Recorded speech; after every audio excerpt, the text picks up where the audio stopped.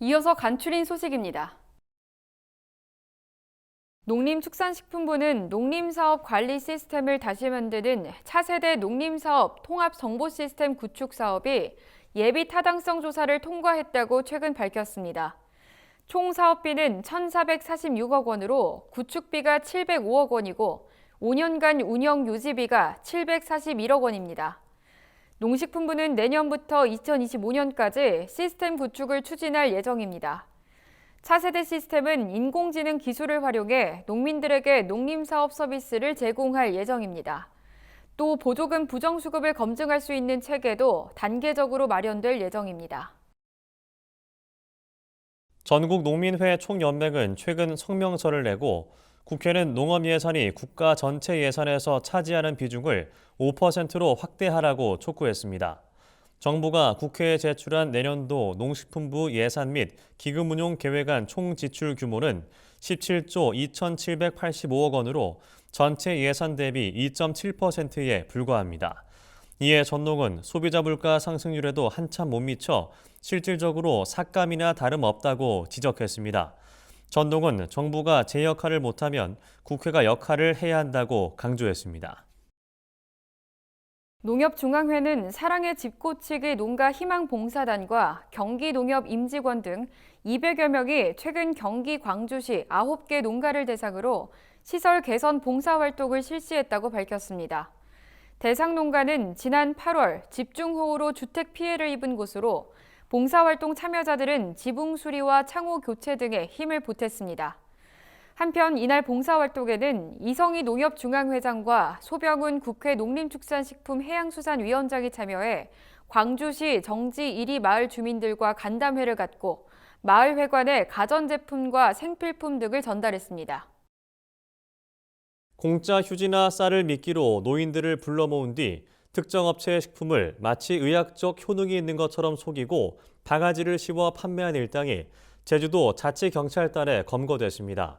자치경찰단이 파악한 피해자만 5개월간 1,000명이 넘고 떴다방 일당이 벌어들인 부당 이득은 4억 7천여만 원에 이릅니다.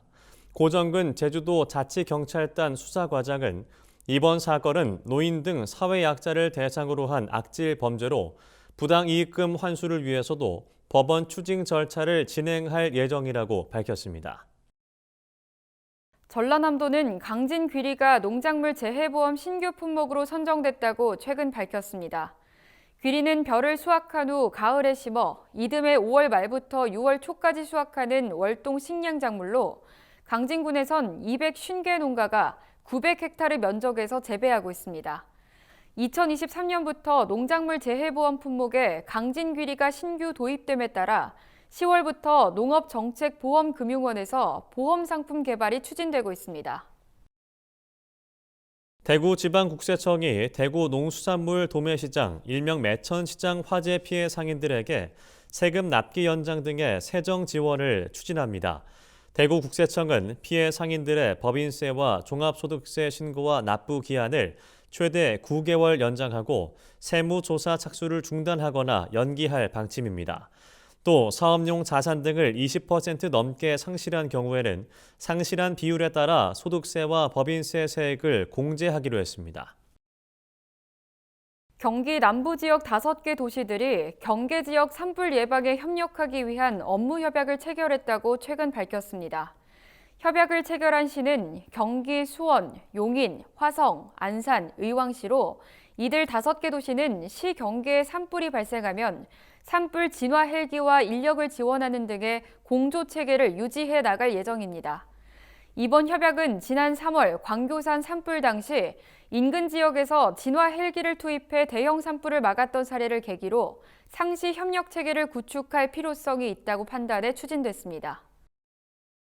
경기도 농업기술원이 선인장과 다육식물에 대한 사진과 정보를 한눈에 볼 수 있는 온라인 식물 전시관 알리다육 서비스를 공개했습니다. 알리다육은 알리다와 다육을 합친 말로 소비자에게 선인장, 다육식물 정보를 제공하는 종합 포털 사이트입니다. 알리다육의 식물 전시관은 선인장관과 다육식물관, 중앙정원으로 구성되어 있으며 식물 150종에 관한 정보와 재배 방법 영상 등을 제공합니다. 김석철 경기도 농기본장은 더 좋은 선인장, 다육식물 정보 제공을 통해 도민에게 사랑받는 서비스가 되도록 할 것이라고 밝혔습니다.